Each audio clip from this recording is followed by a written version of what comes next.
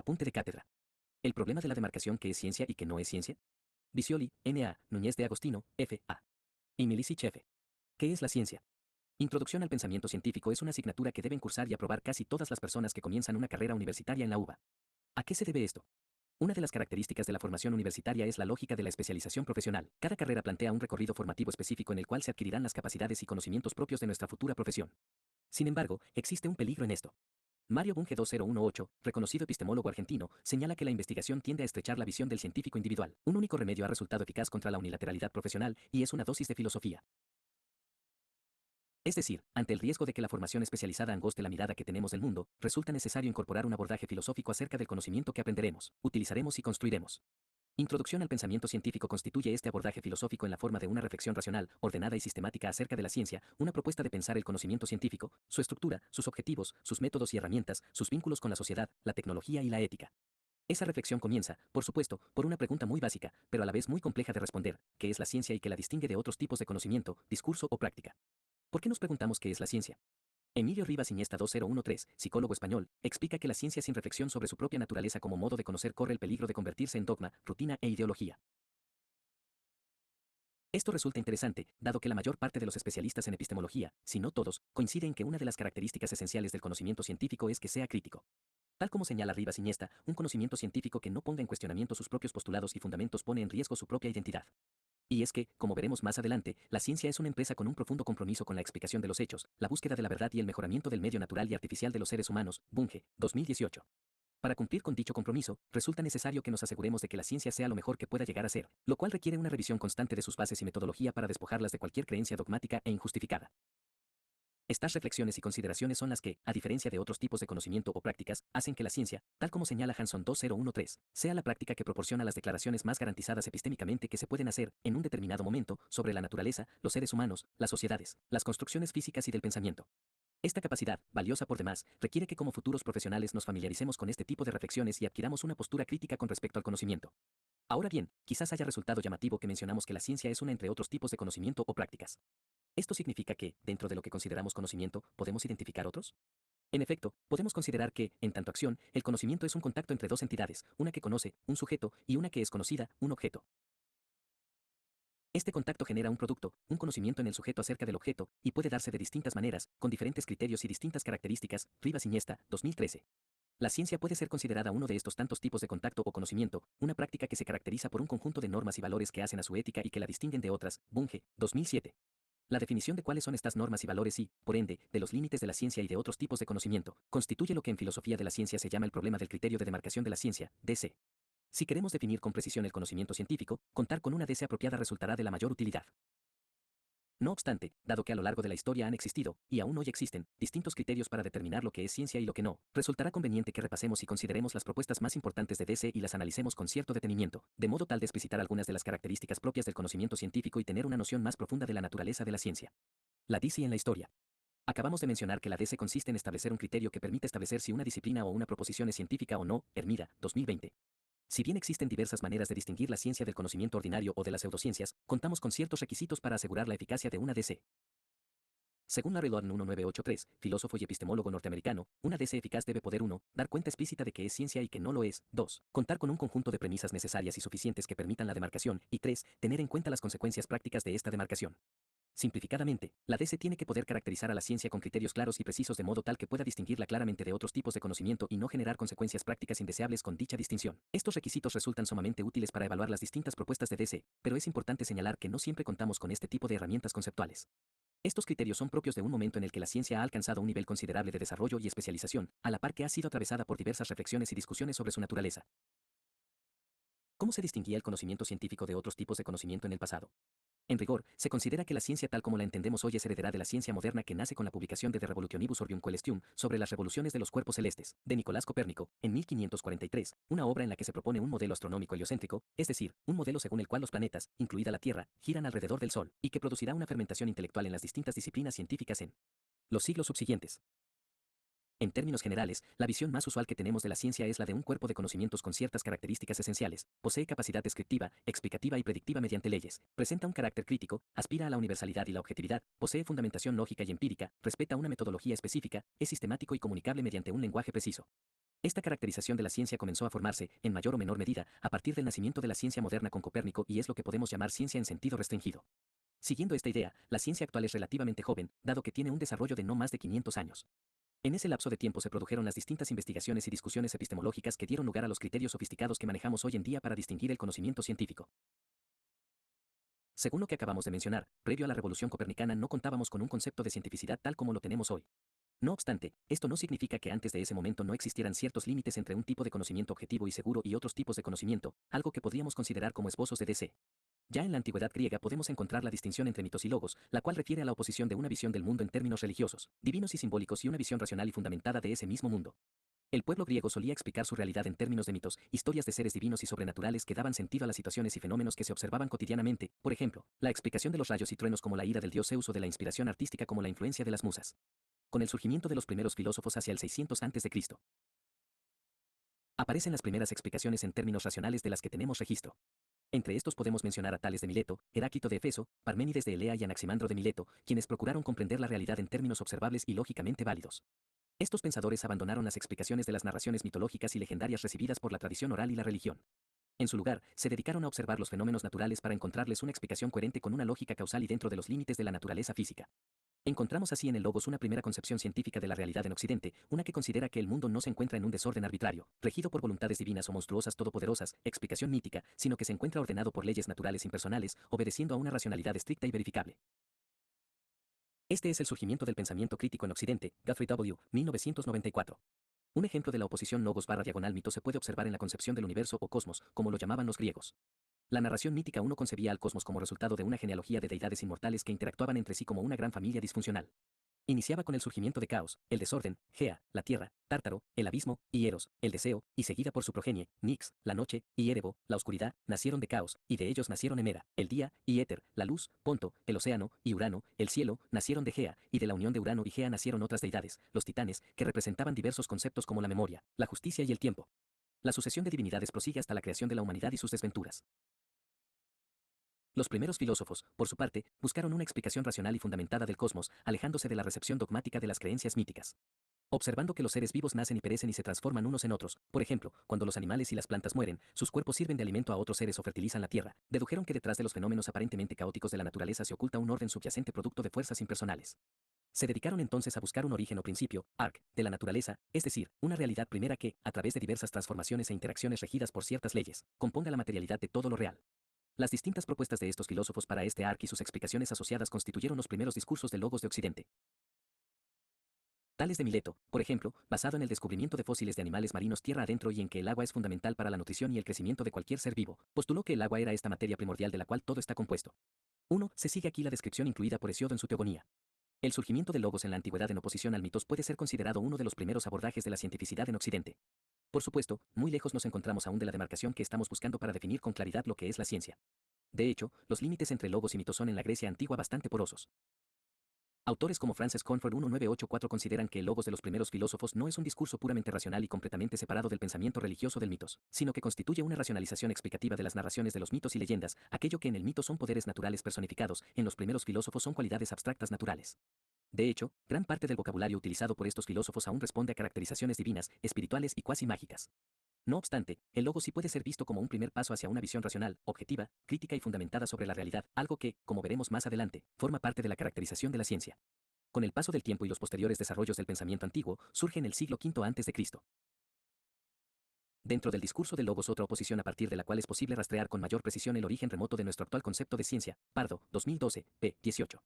Nos referimos a la distinción clásica entre doxa y epistm, trabajada en detalle por filósofos como Platón y Aristóteles. Doxa refiere a la mera opinión o el saber vulgar, mientras que epistm constituye un conocimiento en sentido estricto, un saber científico. De hecho, quizás nos resulte familiar el término epistm, dado que está en la raíz etimológica de la disciplina filosófica que se ocupa del conocimiento científico, su naturaleza y fundamentos, la epistemología. En este estadio, la cultura griega clásica ya distinguía, dentro del ámbito de logos, un conocimiento sólidamente fundamentado, epistm, y otro tipo de conocimiento que, si bien racional, no alcanza a fundamentar adecuadamente su verdad, doxa. La caracterización platónica 2 de doxa y epistm puede servirnos para comprender mejor cómo opera esta distinción y cómo podemos vincularla con la DC. La doxa u opinión es un saber orientado a objetos sensibles, particulares y contingentes.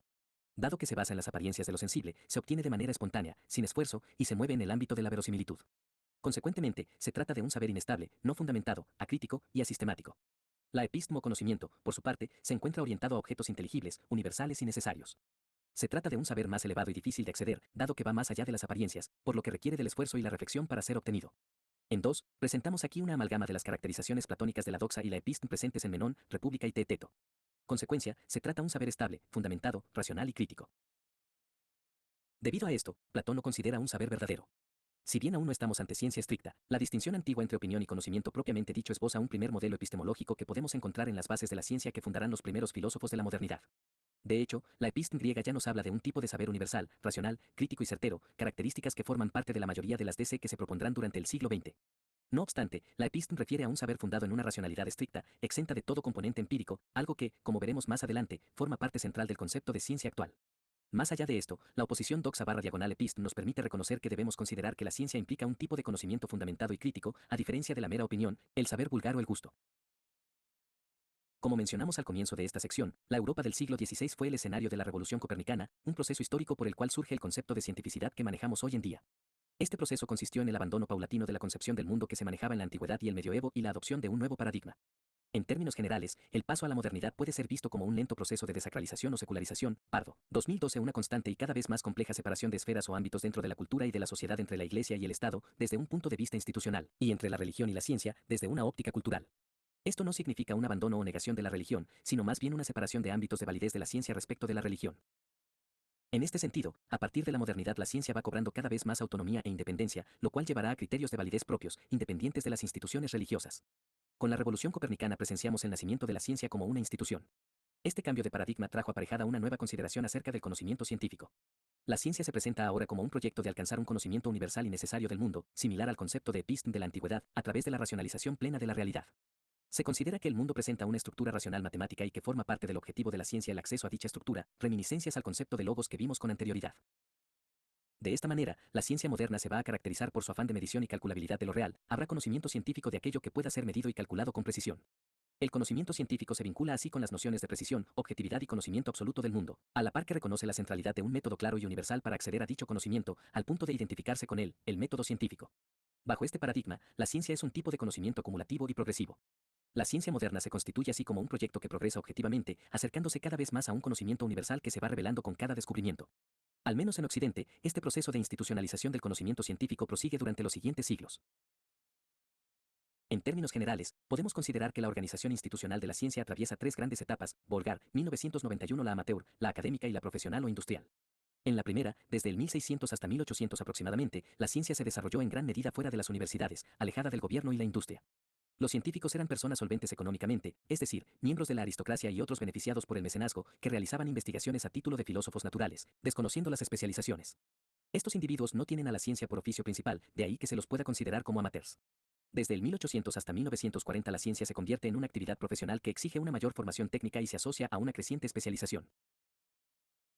En la etapa académica de la ciencia, el trabajo científico se desarrolló fundamentalmente en las universidades y la formación de nuevos miembros se convirtió en una tarea organizada, profesionalizando así el oficio del científico. El importante desarrollo tecnológico, social y comercial que trajeron aparejadas las revoluciones industriales durante este periodo derivó en la tercera etapa de la institucionalización de la ciencia, la industrialización. En este punto, grandes desarrollos científicos y tecnológicos son producidos por las industrias, a la par que la ciencia se constituye como una industria en sí misma. Propuestas de demarcación del siglo XX.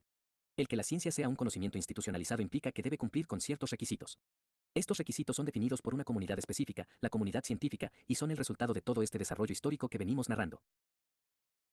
La DC puede ser vista como este resultado, pero, ¿dónde se termina de definir? El problema de definir una DC adecuada ha ocupado gran parte del siglo XX. El avance de la institucionalización científica y su nivel de sofisticación puede observarse en la formalización de la epistemología o filosofía de la ciencia como disciplina. Las discusiones epistemológicas de este periodo produjeron distintas propuestas de DC que podrían clasificarse como monocriterio, si proponen un único criterio para distinguir el conocimiento científico, y multicriterio, si proponen un conjunto de criterios. Siguiendo a Fernández Beanato 2020, pasamos a exponer las propuestas de DC más relevantes. 1. Propuestas monocriterio. Si bien la DC tienen sus orígenes en escritos aristotélicos de la antigüedad, Laudan, 1983, no fue hasta el siglo XX que comenzó a conformar parte de la filosofía de la ciencia con el escrito de Karl Popper The Two Fundamental Problems of the Theory of Knowledge, los dos problemas fundamentales de la teoría del conocimiento, que se publicó como libro en 1979, pero que comenzó a circular como ensayo en la década de 1930, Fernández Beanato, 2020. En esta obra, Pape propone a la falsación como una herramienta de demarcación. Bajo este criterio, el conocimiento aumenta a través de un proceso de exposición de hipótesis falsas, Kluge, 2001. Para Pape, las teorías científicas comienzan con generalizaciones dentro de nuestra mente cuya validez se debe probar a través del método científico hasta que lleguen a ser falsadas. Es decir, que las teorías se ponen a prueba para verificar si están equivocadas para reemplazarlas por teorías mejores. Holtz and Monaghan, 2017. De este modo, la característica esencial del conocimiento científico y, por ende, la DC propuesta por Pape es la falsabilidad empírica de las teorías. Es decir, una teoría será científica si y solo si puede ser refutada por la experiencia, sea a través de observaciones o de experimentaciones. Bajo este criterio, si una proposición no puede ser refutada de ninguna manera, no estamos ante una proposición que pueda pertenecer a la ciencia. Lo importante aquí es la posibilidad de ser refutada, no que efectivamente lo sea. Una proposición como todos los cisnes son blancos puede ser refutada sin dificultades, basta con encontrar un cisne negro para falsar esa teoría. De hecho, se trata de una proposición refutada, puesto que existen los cisnes negros. La proposición todos los cisnes tienen plumas, por su parte, es un enunciado que puede ser refutado pero que aún no lo ha sido. Basta con encontrar un cisne que naturalmente carezca de plumas para falsar esa teoría. El criterio del falsacionismo busca así desterrar del campo de la ciencia todo tipo de teoría o proposición que no pueda ser contrastada empíricamente con observaciones, mediciones o experimentaciones. Afirmaciones del tipo espirituales o metafísicas no podrían ser consideradas ciencia bajo la DC de Pape. Esta propuesta contiene, no obstante, algunas dificultades. Por ejemplo, que toda teoría falsada podría ser considerada científica, el hecho de que al probar una teoría también se prueban suposiciones falsables que no pertenecen a esa teoría. A su vez, esta DC excluiría a actividades científicas que no se ocupan de probar constructos teóricos. Bunge, 1983, Hanson, 2013, Fernández Beanato, 2020. En 1970, el epistemólogo húngaro Imre Lakatos reformuló la demarcación desde el punto de vista de los programas de investigación científica. Los programas de investigación científica refieren a teorías que se plantean de manera sucesiva y que comparten un núcleo duro compuesto por postulados convencionalmente aceptados. Cuando una teoría debe ser modificada para resistir el ataque de otras teorías al núcleo duro, se generan hipótesis auxiliares, dando lugar a nuevas teorías. Páez Coello y Samaniego Garrido, 2021. Para Lakatos, los programas deben ser tanto teórica como empíricamente progresivos. La progresividad teórica de un programa de investigación científica proviene enteramente de la ocurrencia de un cambio por el cual cada nueva teoría en el programa excede en contenido a su predecesora, inclusive con predicciones novedosas. Fernández Beanato, 2020. De manera que el acento estaría puesto en el del conocimiento, desarrollo, es decir, el aumento progresivo de las descripciones del mundo a través de adiciones e impugnaciones sucesivas. Borge, 2022. Un programa progresa teóricamente si la nueva teoría resuelve la anomalía a la que se enfrenta la antigua y es comprobable de forma independiente, haciendo nuevas predicciones, mientras que progresa empíricamente si se confirma al menos una de estas nuevas predicciones. Musgrave and Pegden, 2023. En este sentido, la revisión de la teoría es una parte fundamental de lo que Lakatos, 1970-1978, considera un programa de investigación progresivo. En este proceso iterativo, las revisiones se reconocen explícitamente y se explican y justifican para que puedan ser evaluadas críticamente por otros científicos. Cuando las revisiones de la teoría no se realizan de manera transparente, una teoría puede ajustarse y reajustarse sin cesar para mantenerla viva, y el programa de investigación cambia pasa de ser progresivo a degenerativo. Ambrick et al., 2020. Desde el punto de vista de la demarcación, entonces, la propuesta de Lakatos permite distinguir programas progresivos o buenos y degenerados o malos. Fletcher, 2021. Asimismo, Lakatos aporta otro criterio referido a la demarcación entre ciencia y pseudociencia. Fernández Beanato, 2020. Los cambios se aceptan como científicos solo si son al menos teóricamente progresivos. De lo contrario se rechazan como pseudocientíficos. Lakatos, 1970, Lilienfeld et al., 2014. La propuesta de Lakatos no está exenta de críticas. Por ejemplo, Newton-Smith 2002 considera que la propuesta de Lakatos es insuficiente para abordar aspectos conceptuales de la ciencia, tales como la posibilidad de evitar dificultades conceptuales. 2. Propuestas multicriterio.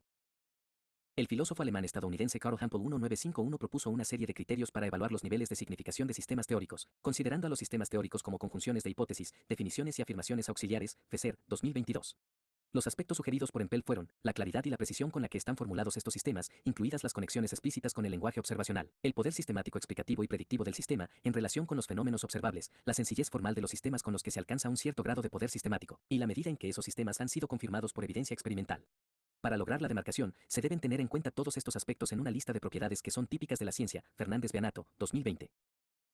Por su parte, el físico y epistemólogo Thomas Kuhn 1977 propuso una lista de valores epistémicos que caracterizan a la ciencia y se consideran básicos para la elección de una teoría. Precisión. Las consecuencias deducibles de una teoría deben estar en concordancia demostrable con los resultados de los experimentos y observaciones existentes. Consistencia, tanto interna como con otras teorías aceptadas. Alcance. Sus consecuencias deben extenderse más allá de los datos que se requiere. Explicar, simplicidad, organizar fenómenos que de otro modo serían confusos y aislados, y fecundidad, para futuras investigaciones. Aunque para Kuhn estos son valores constitutivos de la ciencia, algunos epistemólogos consideran que estos criterios no pueden determinar la elección científica. En este sentido, Berg 2022 plantea tres dificultades: la distinción de qué características de una teoría satisfacen estos criterios, que los criterios son imprecisos, dando lugar al desacuerdo sobre el grado en que se cumplen, y cómo se ponderan los valores entre sí. Es preciso mencionar que el propio Kuhn 1977 subrayó algunas dificultades para utilizar estos valores para tomar decisiones en relación a la demarcación. Una última propuesta de DC multicriterio es la de Mario Bunge, 1982, 1983, 1984, 1991, a través de la caracterización detallada de un campo epistémico. Un campo epistémico es un grupo de personas que incluyen sus teorías y prácticas con el objetivo de obtener algún tipo de conocimiento. Manner, 2021. Para Bunge, los campos epistémicos, son conjuntos ordenados que incluyen a la comunidad investigadora, c, la sociedad a la que pertenece, c, s, el dominio o universo de discurso de los miembros de c, d, es decir, su objeto de estudio, el trasfondo filosófico de c, g, que consiste en su metafísica, epistemología y metodología, los antecedentes formales, f, si los hubiere, los elementos de conocimiento tomados de otros campos, b, la problemática o colección de problemas que conciernen a los miembros de D o a otros componentes de E, P, los conocimientos obtenidos previamente por los miembros de C, K, los objetivos de los miembros de C, A, y los métodos y técnicas usadas por los miembros de C en su estudio de los miembros de D, M.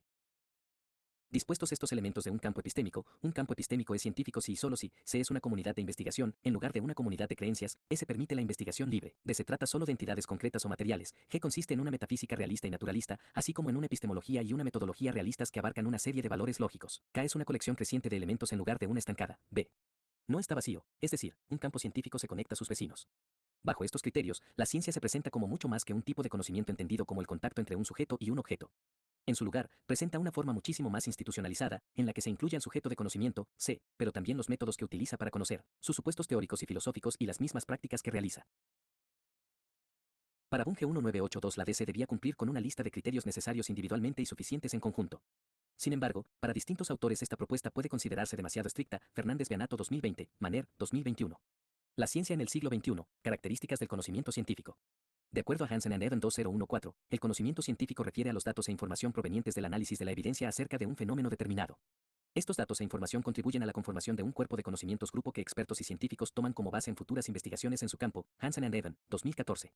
Con mayor especificidad, Bunge 2018 dividió a las ciencias en formales y fácticas, comprendiendo dentro de las primeras a aquellas que son sistemáticas, racionales y verificables pero que no son objetivas o no se ocupan de hechos de la realidad, como la lógica o la matemática.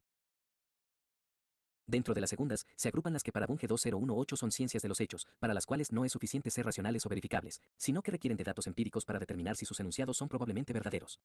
Desde el punto de vista de las características de las ciencias fácticas, Bunge 2018 propone una serie de características del conocimiento científico que se describen a continuación. 1. El conocimiento científico es fáctico.